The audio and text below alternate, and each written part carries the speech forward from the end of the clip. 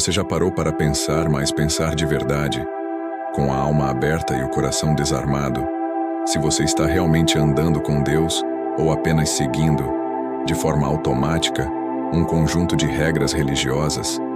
Essa pergunta pode, à primeira vista, parecer desconfortável como uma luz forte que se acende num quarto escuro, revelando o que preferíamos não ver. Mas ela é absolutamente necessária. É a pergunta que separa a vida da aparência de vida. Muitos de nós, com as melhores intenções, acreditamos sinceramente que estamos agradando a Deus. Afinal, frequentamos os cultos, talvez até mais de um por semana. Conhecemos de cor versículos que aprendemos desde a infância e os repetimos com uma convicção que nem sempre sentimos. Fazemos parte de um ministério, cantamos no louvor, ajudamos na organização e nos sentimos úteis, ativos, parte de algo maior. Mas será que isso basta? Será que essa atividade, essa agenda cheia, essa performance de fé, é o que Jesus realmente quer de nós? Fique comigo, porque o que você vai ouvir nos próximos minutos tem o potencial de não apenas ajustar, mas de revolucionar completamente a sua maneira de viver e entender a fé. Não se trata de uma nova doutrina ou de uma fórmula mágica, mas de um resgate. Um resgate da simplicidade e da profundidade do Evangelho. E no final, como prometido, vou te guiar através de um teste simples, uma única pergunta, que vai funcionar como um espelho para a sua alma, revelando se você vive uma religião ou um relacionamento verdadeiro e vibrante com Deus. Vamos começar desconstruindo uma ideia que muitos tomam como verdade absoluta. Jesus não veio ao mundo para fundar uma nova religião. Isso pode soar chocante, eu sei. As religiões organizadas em torno de seu nome são um fenômeno histórico, mas não eram o seu objetivo principal. O propósito de Jesus era infinitamente mais profundo e pessoal. Ele veio para restaurar um relacionamento perdido. Para entender isso, precisamos ir direto à fonte. No Evangelho de Mateus, capítulo 23, encontramos um dos discursos mais duros e diretos de Jesus. Ele não está falando com pecadores notórios, com ladrões ou adúlteros. Ele está falando com a elite espiritual da sua época, os fariseus e os escribas. E a palavra que ele usa, repetidamente, como um martelo contra uma parede de gesso, é hipócritas. Por que uma acusação tão grave? Porque eles eram mestres da aparência. Eles transformaram a fé em um espetáculo público. Jejuavam, mas faziam questão de parecer abatidos para que todos vissem sua grande espiritualidade. Oravam de pé nas praças com palavras eloquentes, buscando os aplausos dos homens, não a atenção de Deus. Davam o dízimo da hortelã, do endro e do cominho, as menores ervas do jardim, com uma precisão impecável, mas negligenciavam o que realmente importava: a justiça, a misericórdia e a fé. Eles viviam a forma, mas haviam perdido completamente o conteúdo. Tinham a casca da santidade, uma fachada impecável, mas Jesus, que enxerga o coração, declarou o que havia por dentro. Sois semelhantes aos sepulcros caiados, que por fora realmente parecem formosos, mas interiormente estão cheios de ossos de mortos e de toda a imundícia. Imagine o peso dessa declaração. Uma tumba bonita por fora, mas por dentro, apenas morte e podridão. E aqui está a verdade que nos confronta e, por vezes, nos dói. Hoje, 2000 anos depois, a essência desse problema não mudou. A religiosidade, essa versão falsificada da fé, ainda seduz. E ela seduz porque é mais fácil. É muito mais fácil seguir uma lista de regras do que se render a uma transformação interior diária. É mais cômodo parecer um bom cristão aos domingos do que ser um seguidor de Cristo nas segundas, terças e quartas-feiras, quando ninguém está olhando. É mais simples participar de um evento do que cultivar uma presença. Mas Jesus não nos chamou para um teatro de fé. Ele não está interessado em nossos atos religiosos se eles não nascem de um coração que o ama. O chamado dele é para a cruz. E a cruz significa morte. Morte para o nosso ego inflado. para o nosso orgulho que se ofende por qualquer coisa, para a nossa vaidade que busca reconhecimento. O chamado é para morrer para quem éramos, para que possamos, então, nascer de novo em algo radicalmente novo, genuíno e vivo. Para ilustrar a diferença, imagine um filho que visita o pai apenas uma vez por semana, sempre no mesmo horário. Ele chega, cumpre um protocolo, pergunta as mesmas coisas, recita algumas frases que aprendeu que o pai gosta de ouvir, talvez peça dinheiro ou algum favor, e logo vai embora para cuidar de seus próprios interesses. Isso é um relacionamento? Tecnicamente, sim, mas é um relacionamento frio, distante, funcional. Agora pense em outro filho. Este não tem hora marcada. Ele simplesmente aparece, senta com o pai, conversa sobre o dia, ouve as histórias do pai, mesmo as que já ouviu antes. Ele compartilha suas dores, seus medos, suas alegrias mais bobas e seus sonhos mais profundos. Ele não está ali para cumprir um dever, mas pelo simples prazer da companhia. Isso não é mais um protocolo. Isso é intimidade. Deus não quer apenas ser o pai que você visita aos domingos. Ele anseia por ser o Deus que caminha com você na segunda-feira de manhã, no meio do trânsito caótico no ônibus lotado. Ele quer ser a sua força no ambiente de trabalho tenso, a sua paz no quarto escuro quando a ansiedade chega, o seu consolo no momento da queda e o seu companheiro na celebração da vitória. É por isso que, em João, capítulo 15, Jesus faz uma das declarações mais revolucionárias de toda a Bíblia. Ele olha para seus discípulos e diz: Já não vos chamo servos, porque o servo não sabe o que faz o seu senhor, mas tenho-vos chamado amigos, porque tudo quanto ouvi de meu Pai, vos tenho feito conhecer. Pense na profundidade disso. Um servo cumpre ordens, muitas vezes por medo da punição ou pela esperança da recompensa. Um amigo conhece o coração do outro. Um servo obedece por obrigação, por dever. Um amigo obedece por amor, por confiança, porque ele sabe que o que o amigo pede é para o seu bem. Relacionamento com Deus é isso. É sair da posição de servo medroso e entrar na posição de amigo amado. É saber, com uma certeza que acalma a alma, que Ele está presente, mesmo quando você não sente absolutamente nada. É falar com Ele, numa conversa honesta e sem filtros, mesmo quando o mundo inteiro está em silêncio e você se sente sozinho. É confiar nele, mesmo quando o chão some debaixo dos seus pés e tudo parece desmoronar.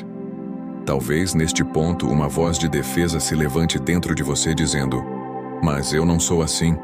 Eu leio a Bíblia todos os dias, eu vou à igreja, eu faço tudo certo, e eu entendo. Mas é aqui que precisamos ter o máximo de cuidado. A religiosidade é a falsificação mais sutil e perigosa da fé verdadeira. Ela é como um mestre do disfarce. Ela nos convence de que estar no sistema da igreja, de que cumprir o checklist do bom cristão, é o mesmo que estar em Cristo. Mas não é. A religiosidade é uma máscara. Uma máscara que pode ser muito bonita, muito convincente. Ela pode até enganar os outros, sua família, seus amigos, seu pastor. Mas ela nunca, jamais, engana a Deus. No livro de Apocalipse, no capítulo 3, Jesus envia uma carta à igreja de Sardes. E o que ele diz é assustador. Ele diz: Conheço as tuas obras, que tens nome de que vives e estás morto. Você consegue entender a gravidade disso? Aquela igreja tinha uma reputação, tinha nome. As pessoas de fora olhavam e diziam: aquela é uma igreja viva, fervorosa. Mas Jesus, que vê além da fachada, deu o diagnóstico real: você está morto. Havia movimento, havia programas, havia estrutura, mas não havia vida. Era um corpo em funcionamento, mas sem o sopro do Espírito. Agora traga essa pergunta para o seu íntimo. E se Jesus dissesse isso para você hoje? Eu conheço suas obras. Você tem nome de que vive, mas está morto. Essa pergunta não tem o objetivo de te acusar ou te condenar. Ela tem o objetivo de te despertar. Como um alarme de incêndio no meio da noite, existe uma urgência em romper com a superficialidade da fé em rasgar a máscara da religiosidade. Por quê? Porque o tempo está correndo. Porque a nossa vida é um sopro. Porque a eternidade não espera. E porque o que está em jogo não é a sua imagem diante dos homens, que é passageira, mas a condição da sua alma diante do Deus eterno. A diferença fundamental, o teste definitivo entre a religião e o relacionamento, está nos frutos. A religiosidade se contenta com a aparência, com as folhas de plástico. O relacionamento com Deus inevitavelmente muda a sua essência, produzindo frutos reais e duradouros. Veja o exemplo de Simão Pedro. Que homem era ele antes de ser transformado? Impulsivo, falava sem pensar, agia por instinto, era orgulhoso, ao ponto de dizer a Jesus: ainda que todos te abandonem, eu nunca te abandonarei. E poucas horas depois era um homem medroso, que tremeu diante de uma simples serva, e negou conhecer Jesus, não uma, mas 3 vezes, com pragas e juramentos. Se a vida de Pedro dependesse de performance religiosa, ele teria sido reprovado, descartado. Mas, após a ressurreição, Jesus não o descarta. Ele o procura, o restaura em um diálogo de amor, e depois, no dia de Pentecostes, o enche com o Espírito Santo. E o que acontece? Aquele mesmo Pedro, medroso e instável, se levanta no meio da multidão e prega com uma ousadia que abala Jerusalém. Ele se torna uma das colunas da igreja primitiva. O que o transformou? Foi um novo ritual? Uma nova regra? Não, foi um relacionamento restaurado e aprofundado com o Cristo vivo. Ele não apenas ouviu os ensinamentos de Jesus, ele andou com ele, comeu com ele, chorou com ele, foi perdoado e restaurado por ele. Isso nos mostra que um relacionamento com Deus não é sobre saber de cor dezenas de versículos. É sobre ter um único versículo que transforma a sua vida. Não é sobre saber o que a Bíblia diz sobre o amor. É sobre amar aquela pessoa difícil no seu trabalho, quando ninguém mais merece. Não é sobre saber que o perdão é um mandamento. É sobre perdoar quem te feriu profundamente, mesmo quando a dor grita por vingança. É sobre servir quando você está exausto, não para ser visto, mas por amor. É sobre carregar a sua própria cruz todos os dias, e não sobre carregar um título ou uma posição na igreja. É sobre ter o coração quebrantado e contrito, não a agenda cheia de eventos religiosos. Muitas vezes, em nossa busca por profundidade, nós complicamos o que Deus fez de forma maravilhosamente simples. O Evangelho é simples. O convite de Jesus é a mais pura simplicidade. Em Mateus 11, ele diz: vinde a mim, todos os que estáis cansados e sobrecarregados, e eu vos aliviarei. Preste atenção em cada palavra. Ele não diz, vinde à religião. Ele não diz, vinde à denominação X ou Y. Ele não diz, vinde a um conjunto de tradições. Ele diz, vinde a mim. O convite é pessoal, é direto. É para um relacionamento com uma pessoa, não com um sistema. E para quem é o convite? Para os perfeitos? Para os que têm tudo sob controle? Não. É para os cansados e sobrecarregados. Cansados de tentar ser bons o suficiente. Sobrecarregados pelo peso da culpa, pelo fardo da performance religiosa. E qual é a promessa? Eu vos aliviarei. Alívio, descanso para a alma. Isso é o oposto do fardo da religiosidade. Quando Jesus morreu na cruz, o Evangelho de Mateus nos conta que o véu do templo, aquela cortina espessa e pesada que separava o lugar santo do lugar santíssimo, se rasgou em 2, de cima a baixo. Aquele véu simbolizava a separação entre a humanidade pecadora e a santidade de Deus. Apenas o sumo sacerdote podia entrar ali, uma vez por ano, com sangue de sacrifício. O rasgar do véu foi a declaração de Deus de que a barreira caiu. O acesso agora é livre. Hoje, você não precisa de um sacerdote, de um ritual ou de uma mediação para falar com Deus. Você pode agora mesmo, onde quer que esteja, se ajoelhar ou simplesmente fechar os olhos e abrir sua alma. E Ele vai ouvir. Não por causa de quem você é, mas por causa do que Jesus fez. Talvez depois de ouvir tudo isso, você esteja se perguntando com sinceridade: como eu faço isso? Como eu saio dessa esteira de religiosidade e começo um relacionamento verdadeiro e pessoal com Deus? Não é complicado. Aqui estão alguns passos simples, mas profundos. Primeiro, reconheça sua frieza espiritual. Pare de fingir.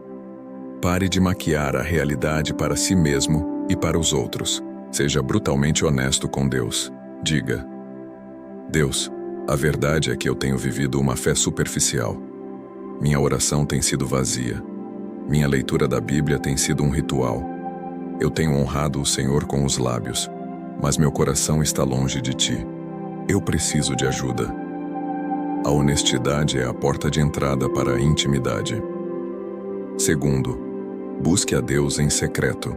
Jesus nos ensinou em Mateus 6. Tu, porém, quando orares, entra no teu quarto e, fechada a porta, ora a teu Pai que está em secreto, e teu Pai, que vê em secreto, te recompensará. O relacionamento verdadeiro não começa no púlpito, não começa no palco. Começa no silêncio. Começa no quarto, no carro, numa caminhada solitária. Desligue o celular, a televisão, o barulho do mundo, e apenas fique na presença dele, sem pauta, sem pressa.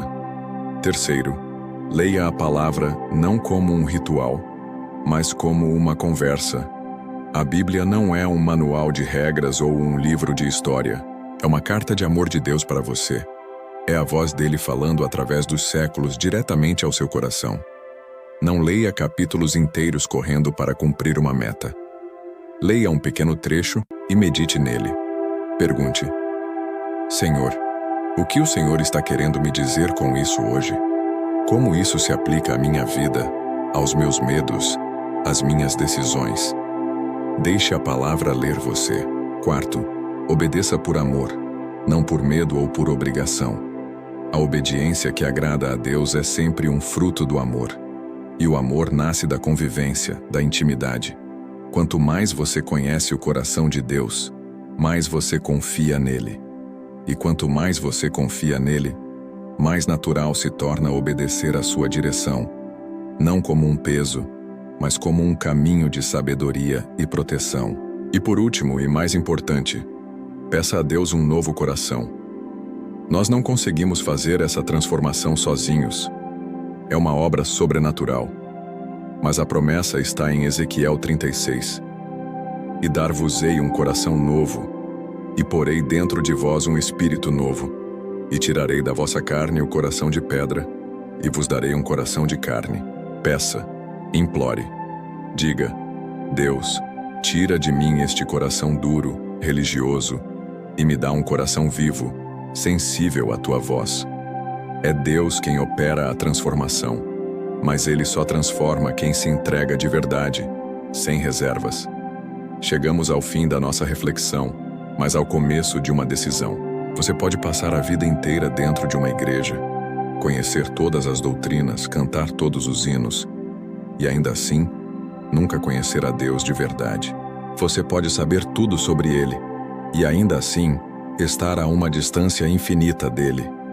Mas também pode hoje, neste exato momento, começar uma nova jornada. Uma jornada para além da superfície, para dentro do coração de Deus. Deus não está à procura de religiosos perfeitos. Ele nunca esteve. Ele está à procura de filhos. Filhos que o conheçam, que o amem, e que o obedeçam não por dever, mas com alegria. Filhos que caminhem com Ele nos vales escuros da vida e nos montes da celebração. Filhos que escolhem a vulnerabilidade do relacionamento, mesmo quando o mundo inteiro aplaude a segurança da aparência. Se este texto, se esta mensagem, falou com o seu coração, se ela ressoou na sua alma, eu te convido a fazer um ato profético, uma declaração. Comente aqui embaixo, para você mesmo e para o mundo.